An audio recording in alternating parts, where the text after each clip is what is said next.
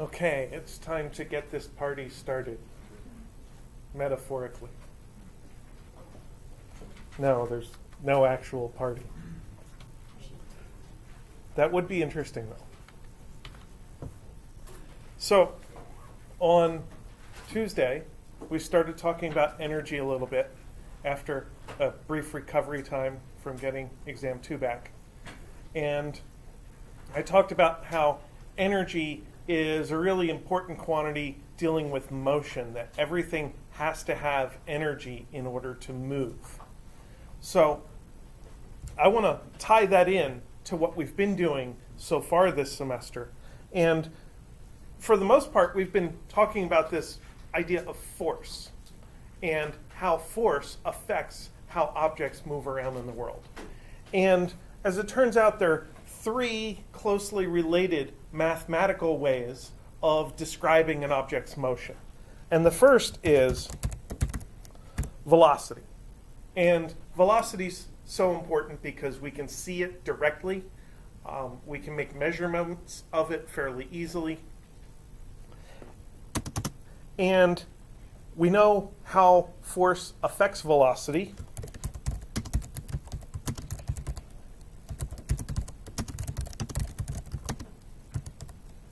So force causes acceleration, which changes v. So we have our nice equations, F net equals ma, and then delta v is equal to a delta t. So you apply a bunch of forces, that makes the acceleration, and then the acceleration existing for a period of time causes the velocity to change. So in the next couple of classes, we're going to talk about energy. And with energy, we're going to kind of attack things from a different direction. With energy,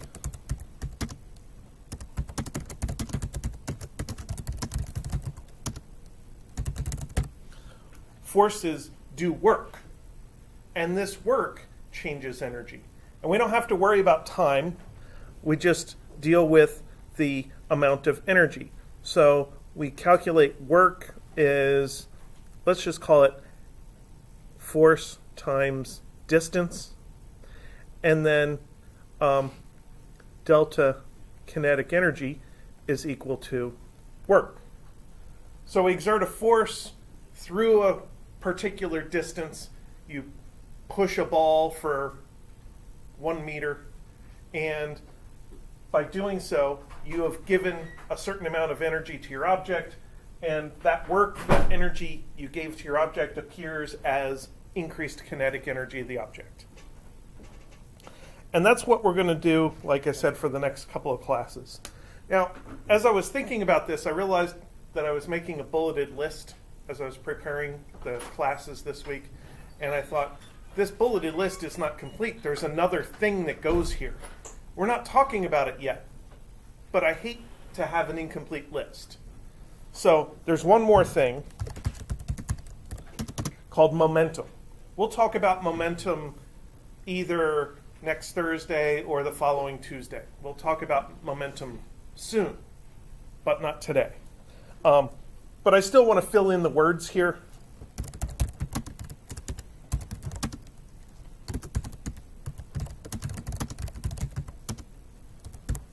Forces cause impulse, which changes momentum. The letter P stands for momentum. Not sure why. So then we have this. I vector is equal to force vector delta t, and delta p vector is equal to I vector.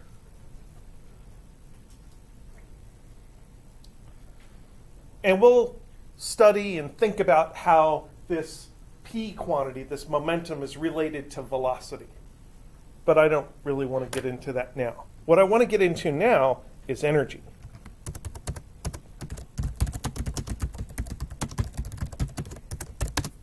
So before we actually start dealing with energy, I want to think about how energy is useful practically for us. So one thing is, it's a number, not a vector. That means that the calculations of how to deal with energy are a little bit easier. I hope I don't need to justify the idea that physics calculations can be a little intricate sometimes. So having an easier way to do some things is an advantage.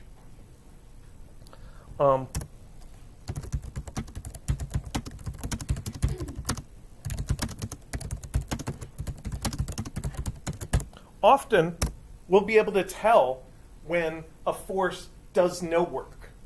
When we did F equals ma analysis, Newton's second law, we basically had to take into account all the forces, draw a force diagram, pick a direction to take vector components, and still think about each force in turn and find the components of that force.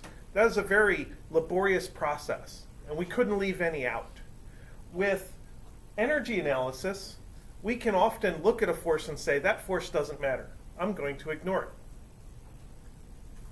And when I talk about work on the next screen, we'll talk about how to tell when a force is not doing any work whatsoever. And that's kind of nice because it means you don't need to know the value of that force. You might not care how strong a particular force is if it's not affecting your energy. Then there's some of the more practical aspects.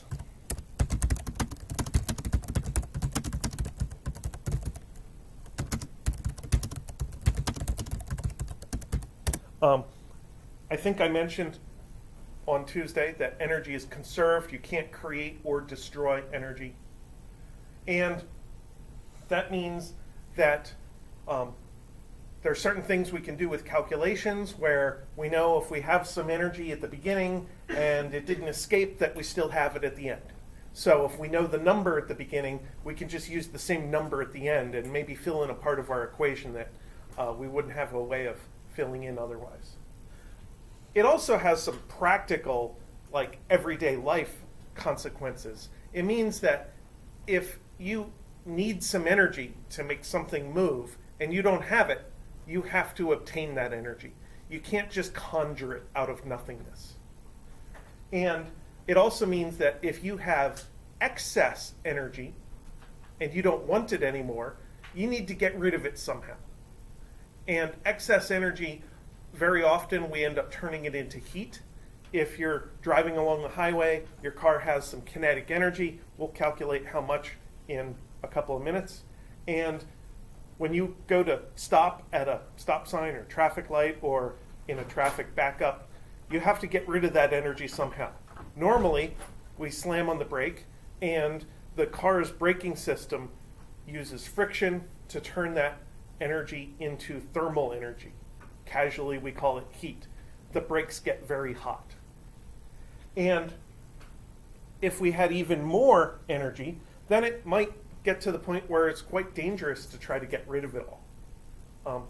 Some of the talk about like extinction level event asteroids that hit the Earth, their main danger isn't from directly hitting things. They're only so big, they only hit so much stuff. The main danger isn't even from the shrapnel of hitting the ground. The main danger is from the extremely large amount of kinetic energy that's getting released. That kinetic energy does weird things like boils all the water in the area, which expands and sends shock waves all over the place. If it hits water, it makes tsunamis, and that's the stuff that is actually really dangerous. I think I saw a headline this week that somebody found a cache of fossils in, I want to say it was in Nebraska, where it looks like there's a whole bunch of stuff there that may have all washed ashore at the same time, perhaps 66 million years ago when that big asteroid hit that killed all the dinosaurs. So they think they may have found fossils of things that died within hours of that event. I'm not a geologist or a paleontologist or any of that, so I can't really evaluate their claims. But I thought it sounded like a cool headline, and I can think about how much energy an asteroid has and how much damage that can do to things on the surface. I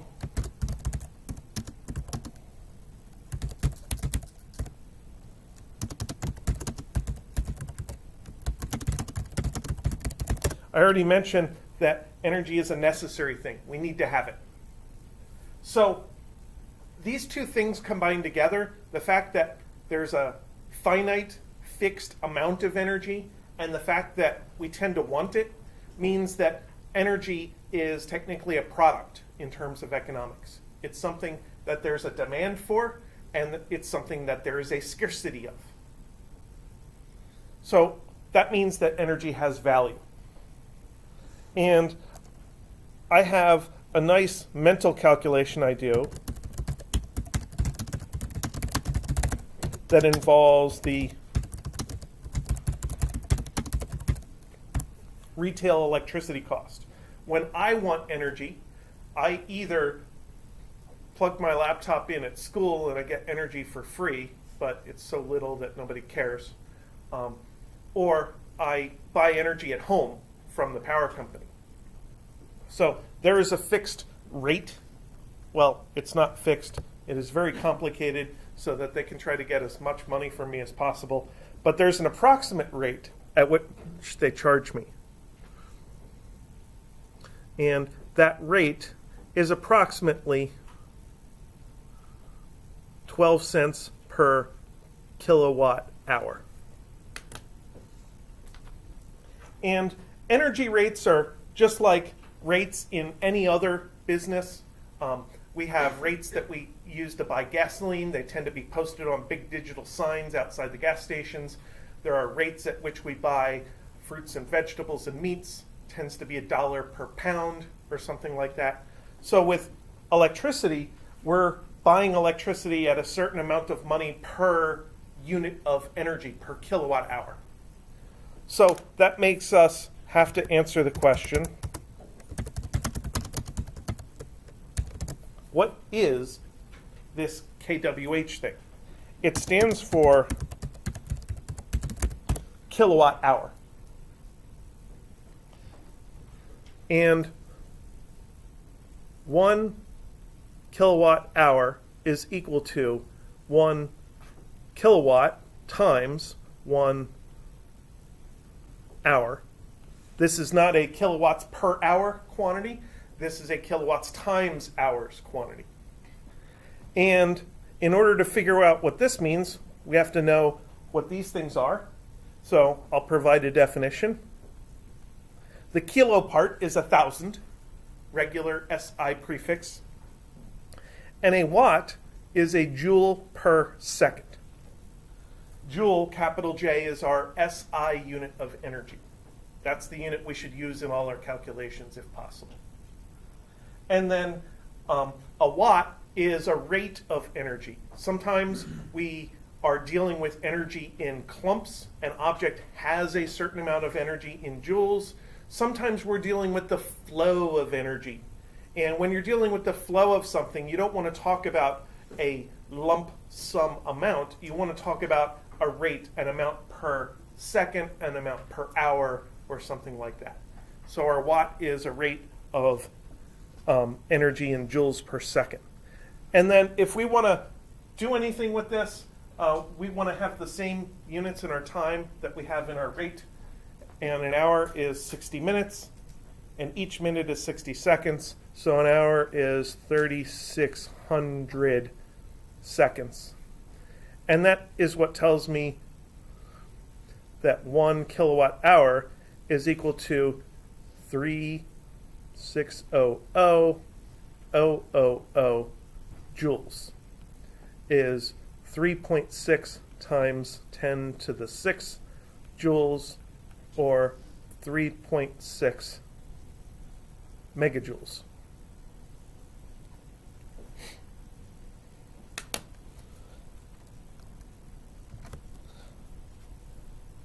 So that provides a definition. And it gives us what we need to answer the question,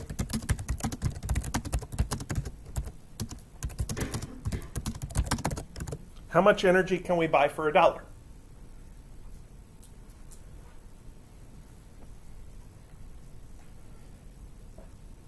So what do we do in order to figure out how much energy we buy for $1?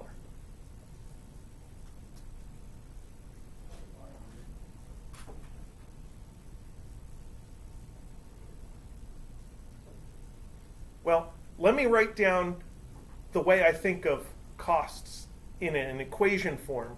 And once we have an equation, we can plug numbers in and solve for something.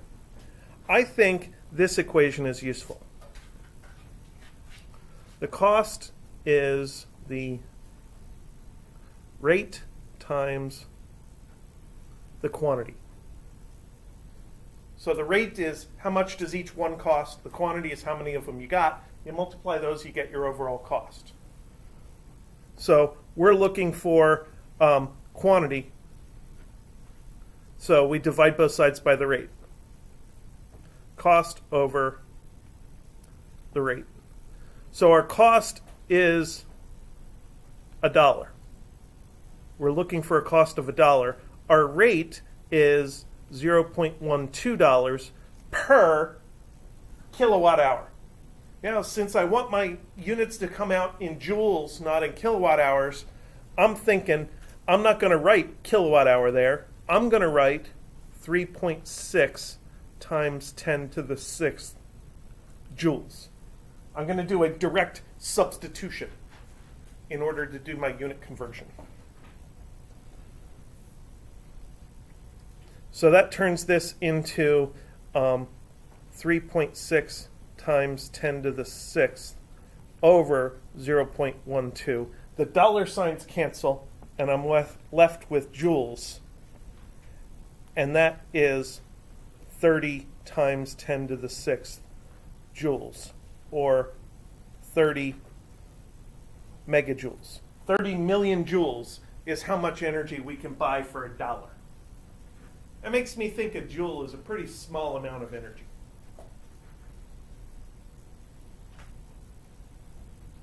No wonder they don't want to measure energy in joules in the first place.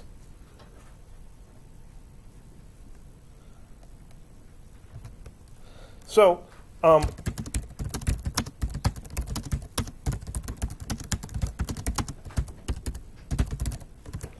want to know how this compares to everyday amounts of energy. And one of the things that a lot of people do every day is drive down the road. So,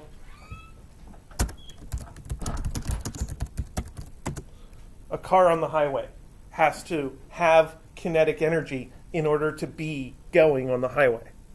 So that would be kinetic energy is equal to 1/2 mv squared.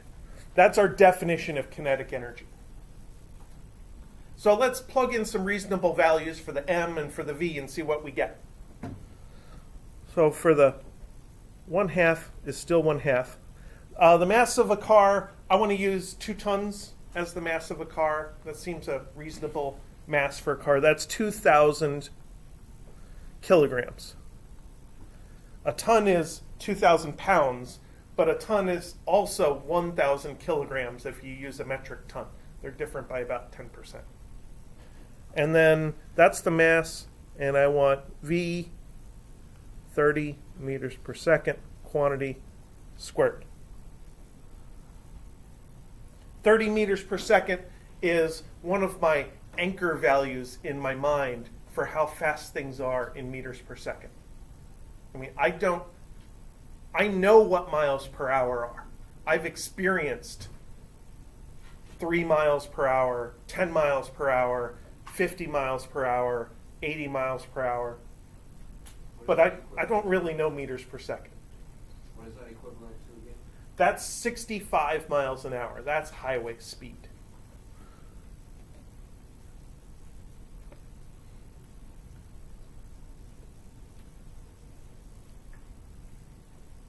I think it's technically 65.1, but close enough.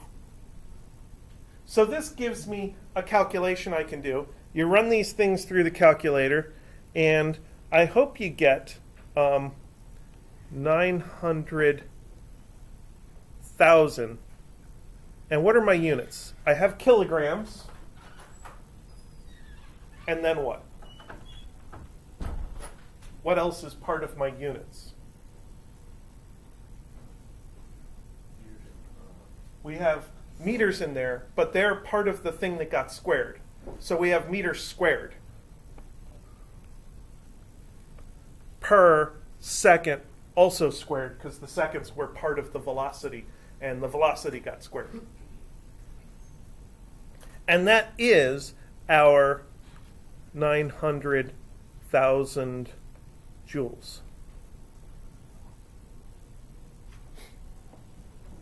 This flags something in my memory. I seem to remember that the first question on the first exam had to do with units and how acceleration and velocity units can be related to each other. And the first question on the second exam had to do with units and how force units and kilograms and meters per second can be related to each other. I predict that the first question on the final exam is going to have a lot to do with this. And you don't need to memorize that a joule is a kilogram meter squared per second squared. If you say that to yourself enough times, you'll remember it. I don't think that's a useful thing to remember. I think if you have 1/2 mv squared in front of you, you should be able to say, oh, the m is in kilograms. That's a useful thing to remember. The v is meters per second. That's a useful thing to remember.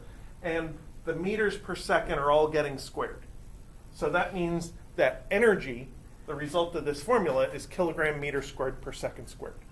So that formula should act as a mnemonic to help you remember this relationship between joules and the other units, or base units in SI.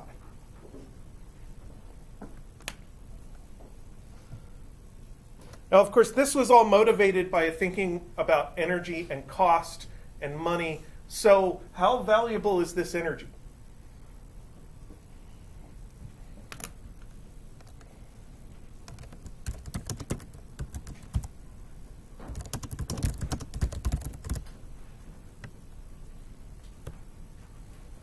Well, all I have to do is take my cost equals rate times quantity and do the calculation. So I can use my 12 cents per kilowatt hour again to do this, or I can think of my rate as $1 per 30 times 10 to the 6th joules. And then my quantity is 900,000 joules. And the cost is now in dollars, 0.03.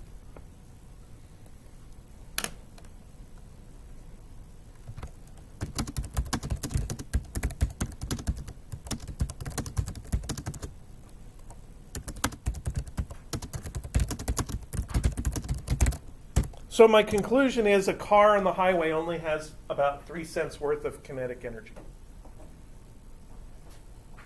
That kind of sets off a little bit of a contradiction flag in my head. And whenever I see contradictions, I like to try to resolve them. I like to try to figure out how what I'm observing or learning fits into what I already know. And sometimes this involves questioning what I'm observing or learning. And that has tended to annoy people all throughout my entire life, ever since I was a kid. But sometimes it involves just figuring out how these things really aren't contradictory with each other. And the contradiction I see is that I know I put more than 3 cents in my gas tank. I know I pay more than 3 cents when I buy gas.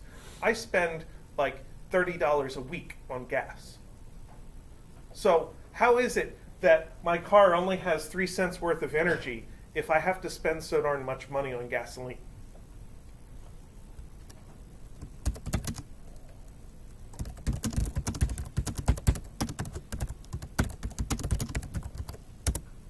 So can you think of any factors that can help reconcile the 3 cents with the $30?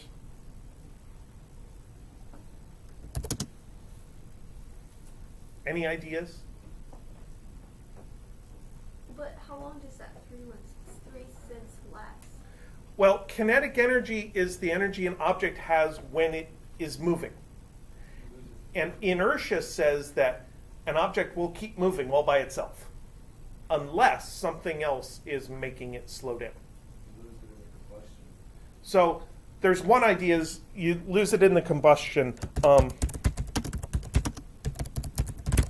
going to use the word efficiency here. Our gasoline engine is only about 15% efficient. 15% is about a factor of 6. So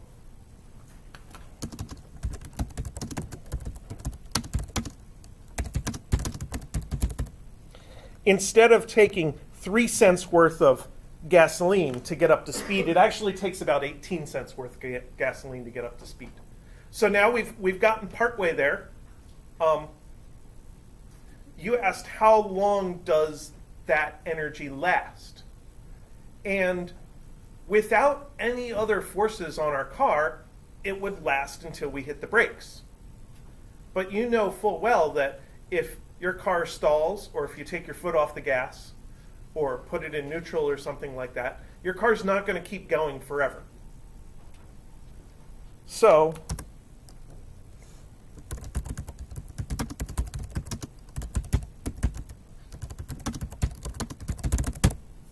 resistive forces continually steal energy from us. They are doing negative work on our car. And the amount of work they do per unit time depends on how fast we're going. The slower you go, the less resistive forces there are. And this leads to the highway fuel economy. If you just think about the resistive forces that act on your car, then you can probably get around, 30 miles to the gallon. That's probably a little more than my car gets because my car's old. Anybody think of any other reason why it may cost a lot of money to keep our car going on the highway? Well, not just on the highway, but in general. Insurance is a separate cost. Yeah. Insurance is definitely an issue. I kind of tried to hint at it by putting highway economy here. Most cars have a highway fuel economy and a city fuel economy. Variability in driving. Yeah. The city fuel economy is different because when you get to a traffic light, you don't get to keep that 3 cents worth of energy. You dump it. Now, if you have a hybrid electric car, like a Prius or a Tesla, then your car salvages that energy and uses it to temporarily charge the batteries so that when you go and hit the gas pedal, which isn't really a gas pedal anymore, you get that energy back. But in a typical gasoline engine, a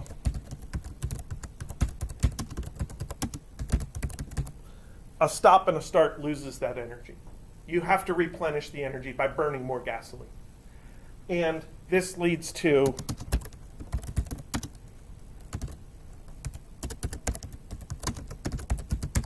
the city fuel economy of your car. So I don't just get up to highway speed once. I have to do it many, many times. Not even many times per week, many times per trip. I have to get up to speed and then slow down again, and get up to speed and slow down again. And each time I slow down and speed up, it costs me another 20 cents. I'm rounding up because I'm bitter about it now.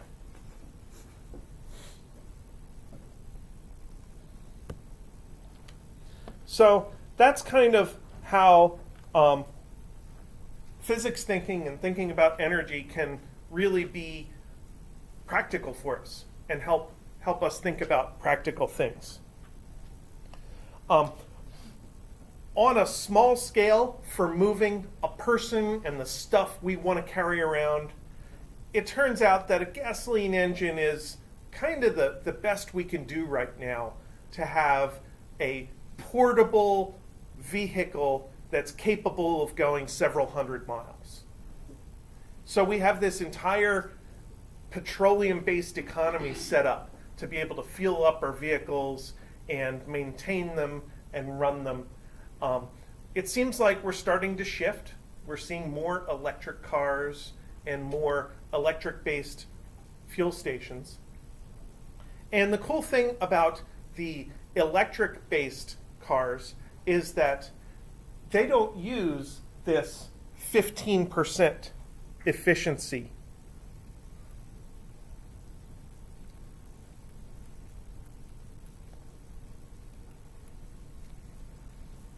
They don't use this 15% efficiency internal combustion engine.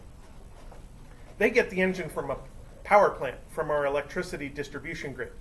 And our electricity system is very efficient. The worst part of our electricity system is the power plant. A power plant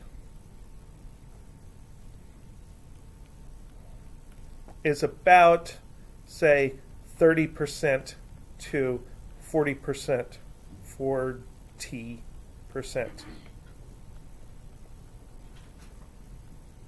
efficient. So basically, if we use a gasoline engine, we have to use, say, 6 megajoules in order to produce 1 useful megajoule. But if we use a power plant to harvest that energy, even from petroleum or natural gas or something, then we get something more like 1/3 efficiency. 1/3 is right in there. So we only need to harvest 3 megajoules worth of fuel energy in order to generate 1 useful megajoule of kinetic energy. So we can basically get twice the efficiency right off the bat by using electric vehicles. The only problem is we still need to carry some energy with us. And we don't really want to continually harvest that energy from the road. We don't want to have more wires all over the place. They'd be dangerous to kill animals and children all the time. We wouldn't like that. So we want to be able to harvest the electricity, buy the electricity fairly in a contained way, like at a fuel stop. So we need to be able to carry some with us. Currently, our only way of carrying electrical energy is in batteries, and our battery technology is only so good. So I'm hoping that over the next several years, we'll have vast improvements in battery technology, and then that'll make electric cars a lot easier to deal with. The other cool thing about using electric-based cars is we don't have to use these 30 to 40% efficient power plants to get our electric energy. We can get our electric energy from the wind, from solar, and from other sources. So it's possible to wean ourselves from fossil fuels if we only stop driving our cars and trucks around with gasoline. So we'll see how that goes. Okay, so what now?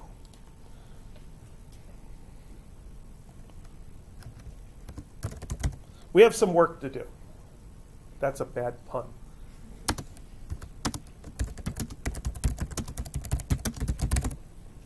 Work is the quantity that describes how forces affect energy. And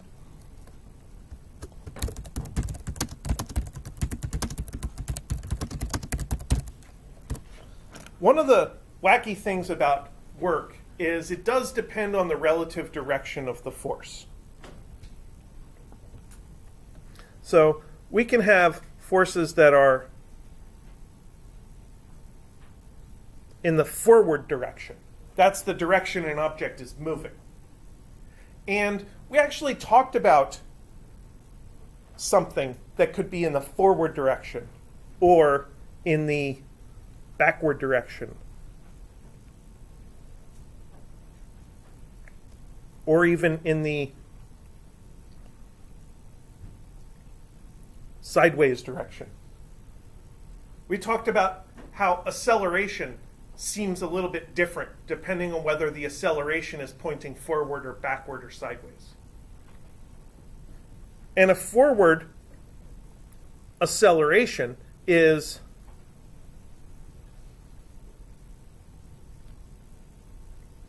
when something is speeding up. A backward acceleration is when something is slowing. And a sideways acceleration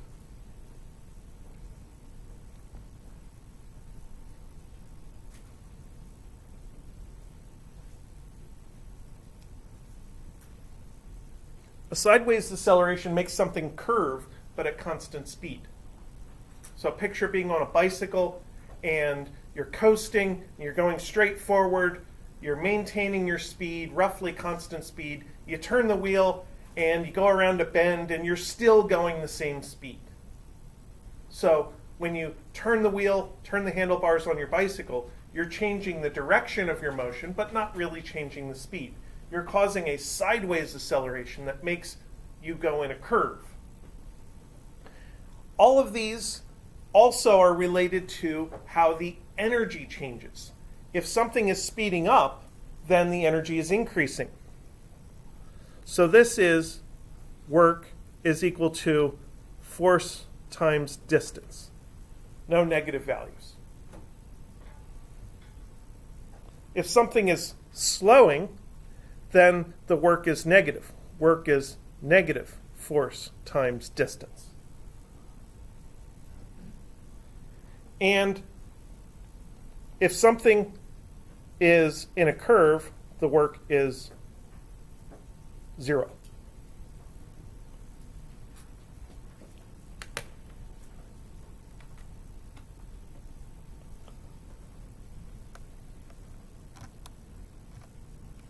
So if you happen to know the direction of motion and you know the direction of your forces visually, conceptually, then you can just do magnitude formulas like this. And just remember that the work itself is not a magnitude. The work is positive if the energy is increasing and negative if the energy is decreasing.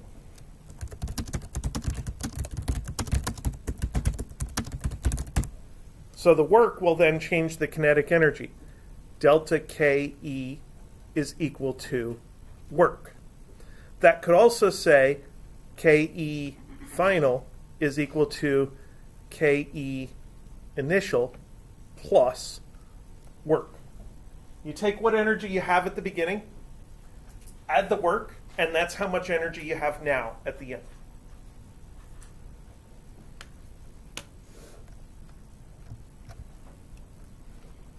So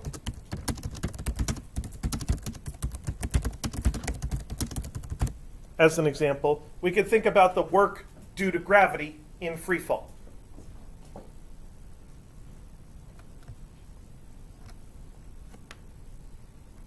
So I'm going to use a baseball because it's beginning of baseball season. And the mass of a baseball is m is equal to 0.145 kilograms.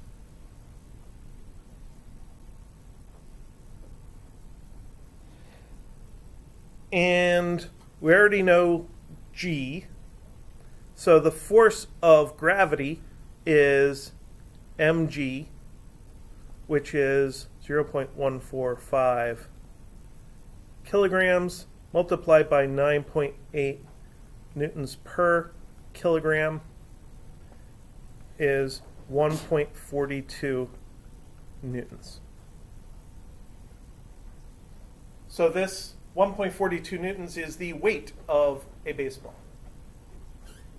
in newtons instead of in pounds. So let's say, let's drop the ball 1.5 meters. So that means our distance is 1.5 meters. Now all we have to do is choose between our work formulas. Is our work going to be positive because the force and the motion are in the same direction?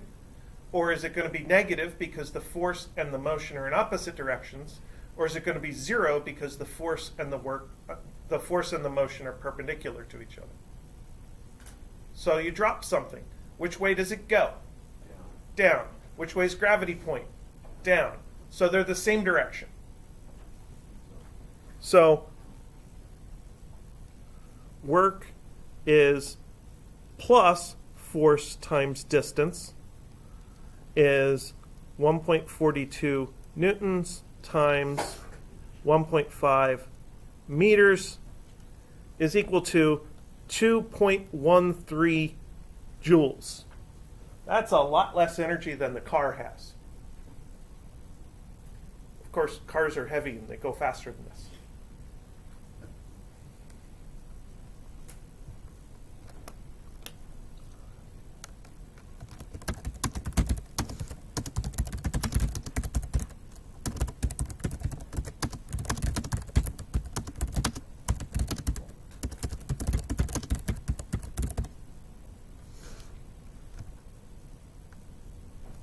And just to reiterate, give you something to write in your notes, we use the positive version of the work formula because the force and the motion are both in the same direction.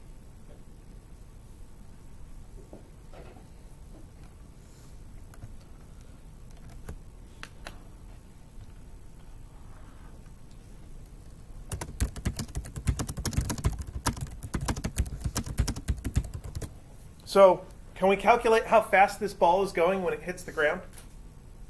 We should be able to. Because this work was energy that was given to the ball by gravity. So if you let go of the ball, 1.5 meters is about like shoulder height on me. You let go of the ball, it falls, it hits the ground. At the moment it touches the ground, it's moving kind of quick, a little quick.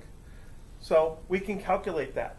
That energy is given to the ball as kinetic energy.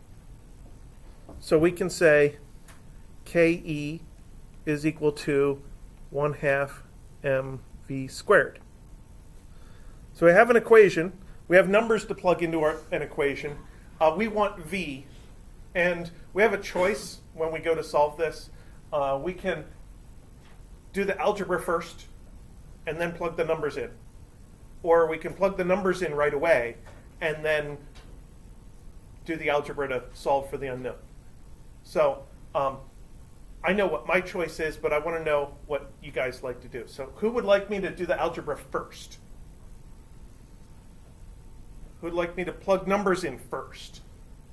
Okay, that's exactly what the other section did. Like 80% of the class wants to plug the numbers in first. I'm fine with that. This is a perfectly good equation to plug numbers into. So this Ke is our 2.13 joules, and that's 1/2 times 0.145 kilograms times V squared. All right, so I got my numbers in. The only unknown here is V, so now I can solve for V. Let's scroll that up a bit. There we go. So I can multiply both sides by 2. Okay, I've done that. I can divide both sides by 0.145 kilograms.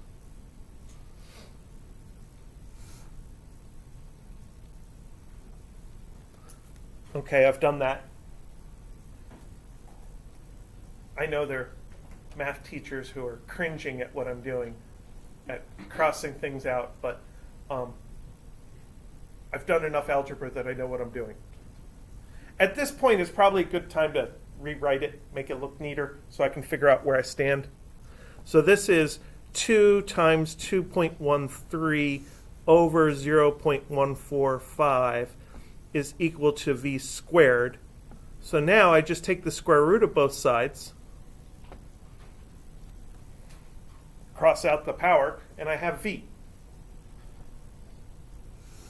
So this turns out to be 5.42 meters per second. It's not very fast. It's around 11, 12 miles an hour. It doesn't take much speed to get something to go up 1.5 meters. You're not going to get some very much speed by letting it drop downwards 1.5 meters. So there's a typical conservation of energy analysis. We dropped something, we had a force, we accounted for that force by thinking about the work due to that force. And we had motion downward, and we had a force pointing downwards. It's very straightforward to calculate. Let's do something slightly different.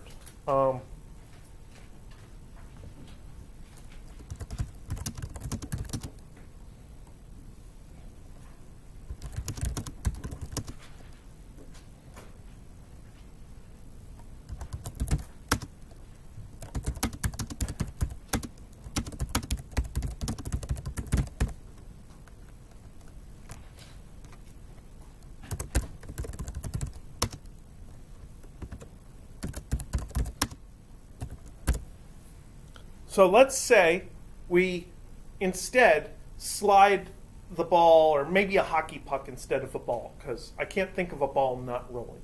So we slide a hockey puck down a 30-degree incline. So let's see how this other situation is related to the first one. So I'm going to draw my incline. And I'm going to draw my hockey puck at the top.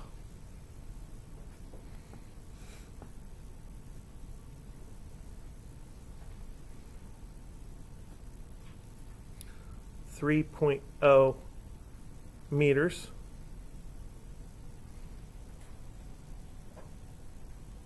And 30 degrees. So now we have a problem.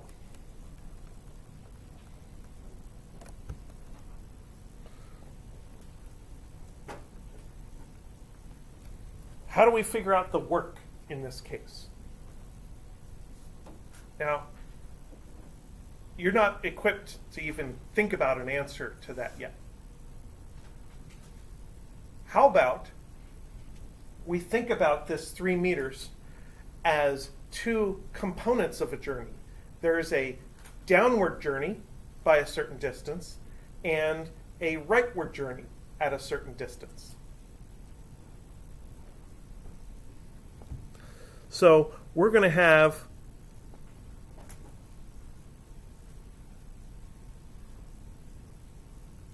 the downward part, which is, let's figure this out.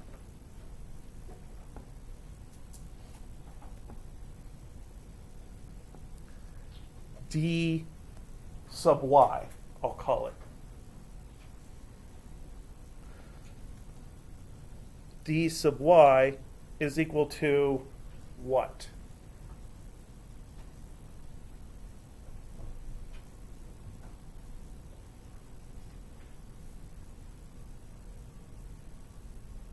It's going to have to come from the 3 meter distance. And it's going to have to come from a trig function. So what trig function is going to help us with d sub y? Which side of the triangle is this? It's the opposite side. So in our SO katoa, the opposite side is in the SO with the sine, and in the TOA with the tangent. So now we have to figure out, do we know the SOH, do we know the hypotenuse for sine function, or TOA, TOA, do we know the adjacent for the tangent function? Looks like we know the hypotenuse. So we need to use the sine function. Let's do a little scribble up here. Sine theta is op over hypotenuse. The opposite side is my d sub y, and the hypotenuse is my 3.0. Oh, all I have to do is multiply by 3 meters, and I get the d sub y by itself. So the d sub y is 3.0 sine 30 degrees. So that is 1.5 meters.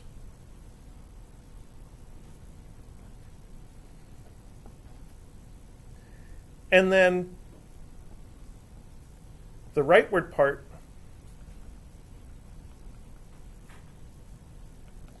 would be d sub x. Similar formula, 3.0, but since we use sine function for the y, we use cosine function for the x, and we get cosine 30 degrees. So I don't know that one offhand. 3 times cos 30 is 2.6. 2.6 meters.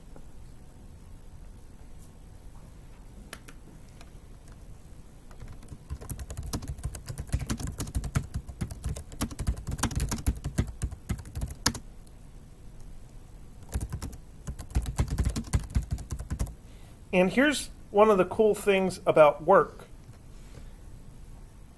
Since our force was in a particular direction, downwards, we only have to worry about the downward displacement. If we think about the downward and the rightward as two separate displacements instead of the same displacement, the downward displacement is in the same direction as gravity. That's the one that gives us our work. And the rightward displacement is perpendicular to gravity, and that's the one that does zero work.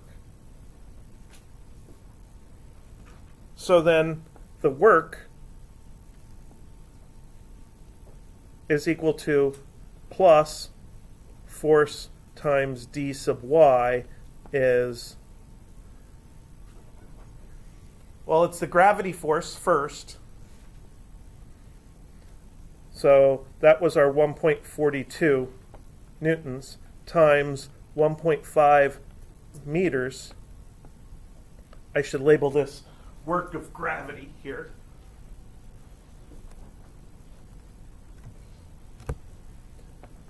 And that is the exact same 2.13 joules that we saw before.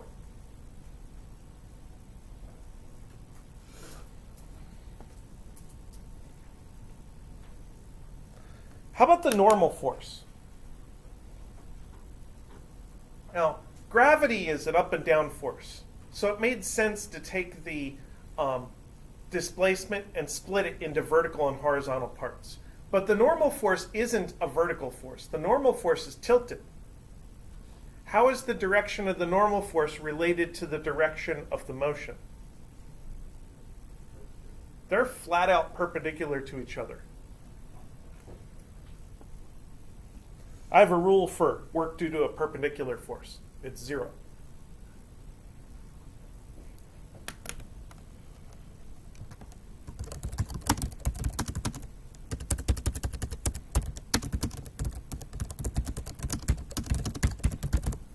So the normal force is perpendicular to the motion and it does no work. So now we only have two forces on our object if it's a frictionless plane, and we found out that the new kinetic energy final is equal to kinetic energy initial plus work. I don't even think of that as a physics equation. I think of that as an accounting equation. The amount of money in my wallet is equal to the amount I take out of the ATM plus the amount that used to be in my wallet. So this is 0 plus 2.13 joules. And now we find out that V, is the same, what was it? 5.42 meters per second that it used to be.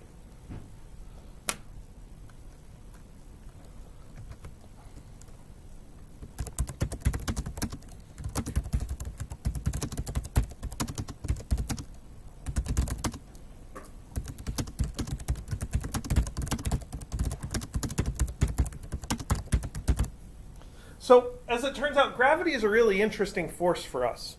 The amount of energy we have to think about when thinking about gravity doesn't depend on sideways motion. The amount of energy we have to deal with only depends on up and down motion.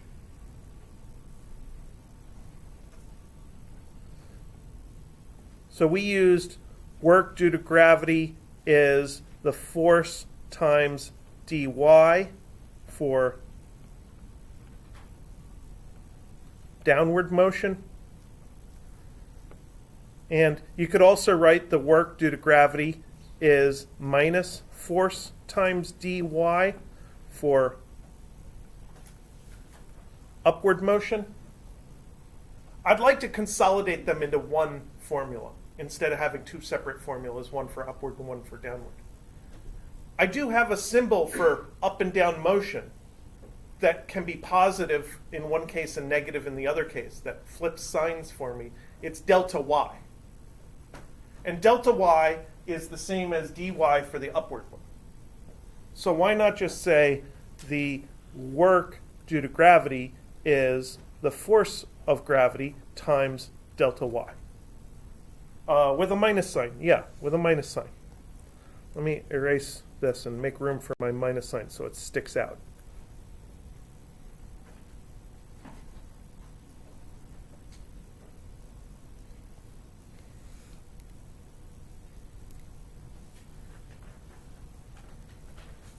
So the work due to gravity only depends on the motion in the y direction. And that's kind of cool. The other thing we found is that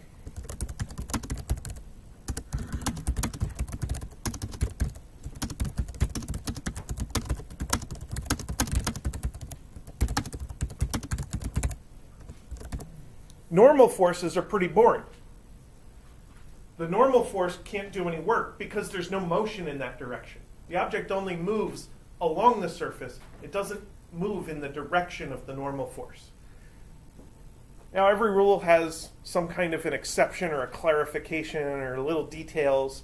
The details are in the parentheses.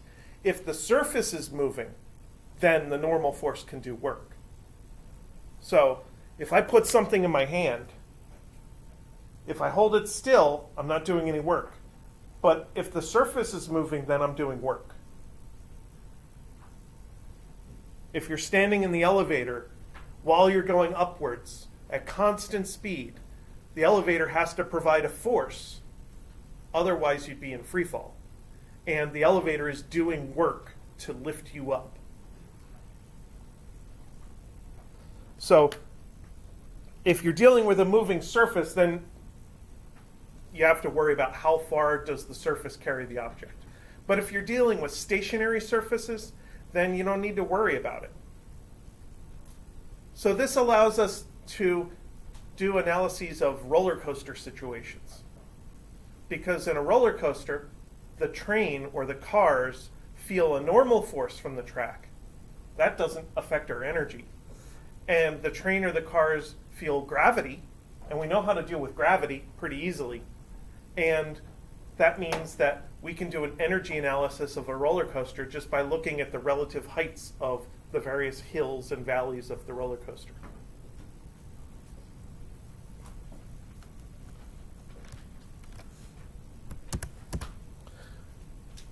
Okay.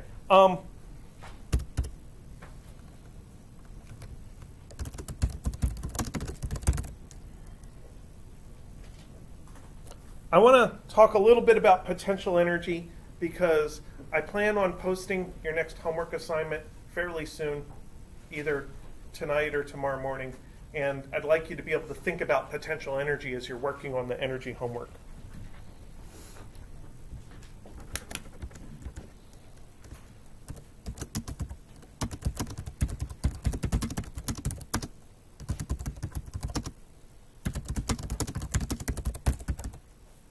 It's like every day at 3 o'clock the system turns itself off. The air conditioning. And then it sounds weird. The quietness is strange. Yeah. So, potential energy, this thing I want to talk about before the end of class today, is really an alternative way about thinking of the work of some forces. So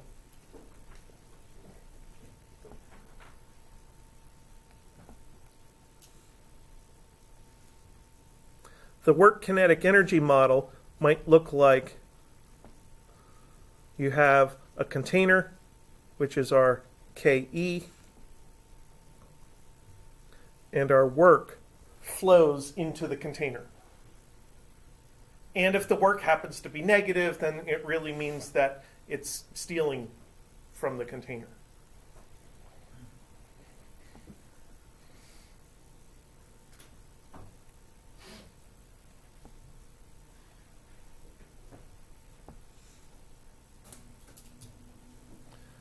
The alternative model you could think of as a total energy model.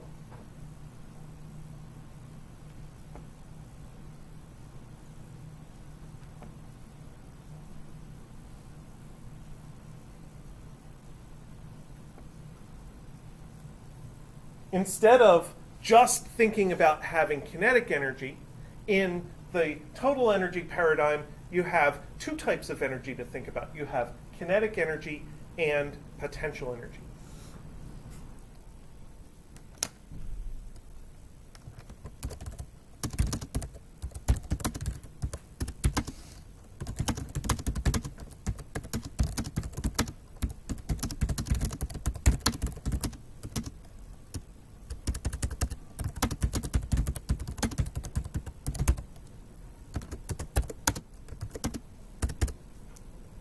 So if you're dealing with a force that lets you use potential energy, then the work due to the force isn't an addition to your system. It's really just an internal transfer between categories inside your system.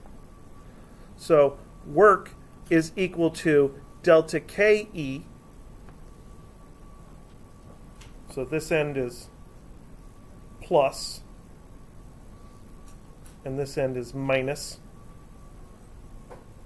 But at the same time, work is equal to minus delta PE. The exact same energy that counts as positive work increases the kinetic energy, but it came out of the potential energy. And this is like an ATM transaction where you go and get money from the bank machine. Yes, you are adding money to your wallet, but you also are subtracting money from your bank account. And presumably the total amount of money you have does not change in this process. It just happens to be that there's more of it in your pocket rather than in the bank account. It doesn't change your net wealth. And that is kind of how gravity interacts with objects in a physics energy analysis. The gravitational force moves energy around between the potential energy and the kinetic energy.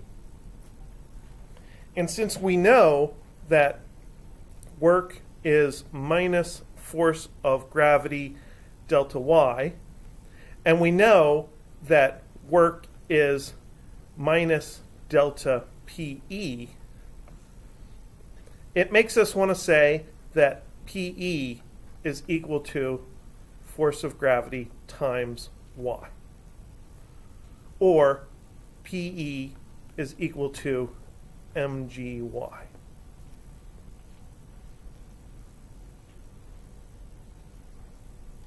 And that's a formula we're going to use a lot when we do energy analysis of gravity. Now, one of the big questions everybody always has is, where did the minus sign go?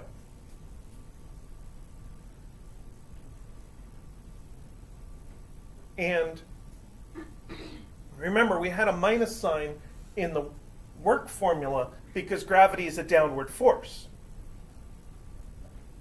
So if you move upward, gravity takes energy away from you. You throw something upward, it goes slower and slower and slower until it gets to the top, and then it's going as slow as it's going to go. You drop something downward, delta y is negative, the force is negative, and it gives you energy. You go faster and faster and faster. So that's where the first minus sign came from. The second minus sign just came from the idea that the same work that counts as a positive number adds to kinetic energy, but it's taking it away from somewhere else. So it comes from the idea that the addition of kinetic energy goes along with a subtraction of potential energy. That's the other minus sign. And then the two minus signs cancel each other out.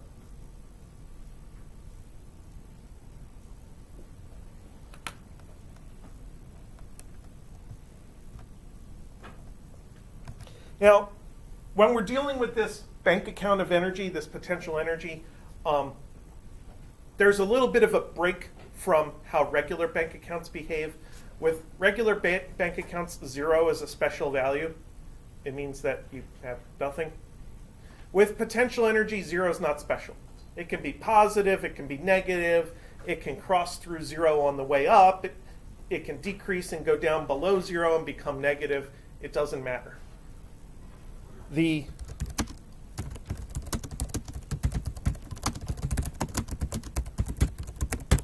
zero of potential energy is kind of arbitrary for us.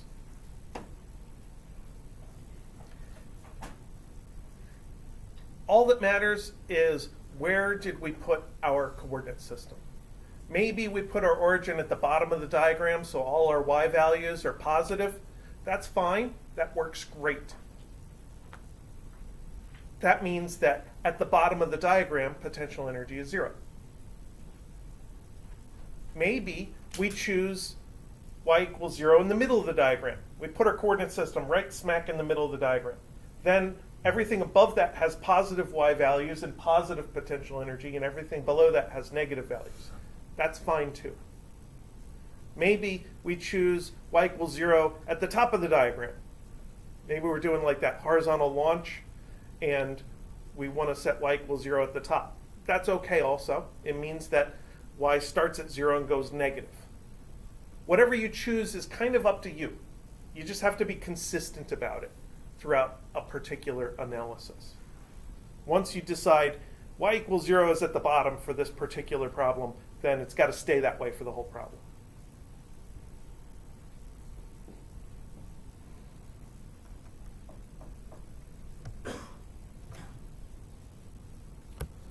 Okay, well, I think, I got one more thing to do.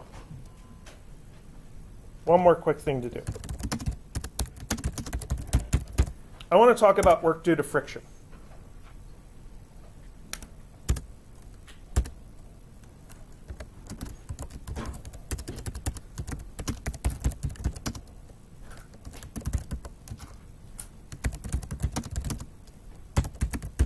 Usually, the force of friction points against the direction of motion.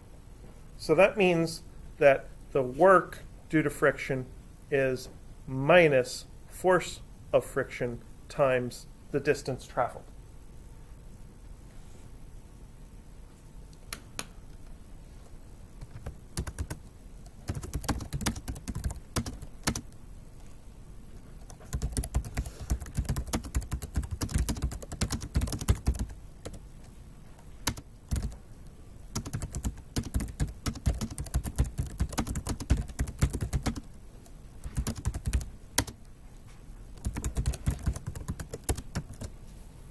And because friction adjusts itself to the motion, it means that if you push something across the room,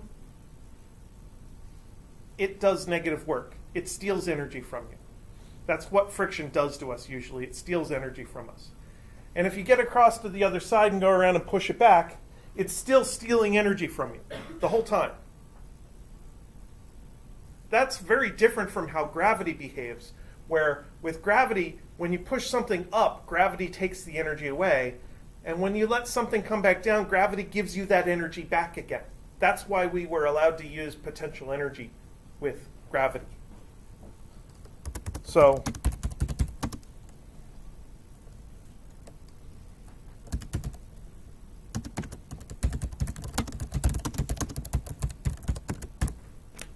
we cannot have a potential energy of friction. I'm going to cross that out. It doesn't exist. Not allowed. Friction steals energy no matter what. It converts that energy into thermal energy, heat, and then that heat is less useful to us. We could maybe use that heat to supply a power plant, but that power plant was only 30 or 40% efficient, so we wouldn't get all the energy back.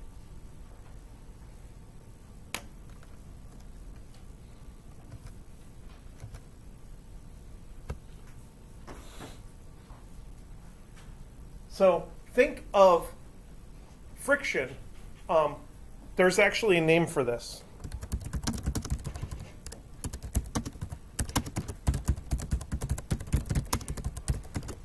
Friction is called a non-conservative force. It doesn't break the universe's conservation of energy, but it breaks our conservation of energy. It's not kinetic energy or potential energy, it's other. And basically the way you deal with a situation with friction is you have to calculate the amount of friction force and then multiply it by the distance. And that is what ends up giving you the amount of work due to friction. So if you were to do the incline with friction and do an analysis of that, then you'd have extra things to think about. You could still do potential energy as mgy, and think about potential energy at the beginning, potential energy at the end, kinetic energy at the beginning, kinetic energy at the end. But then you have to remember that in between the beginning and the end, friction steals away a certain amount of energy. And that's exactly how you deal with it. All right. Well, keep your eye open for homework 5 to show up tonight or tomorrow. And I'll see you guys next week.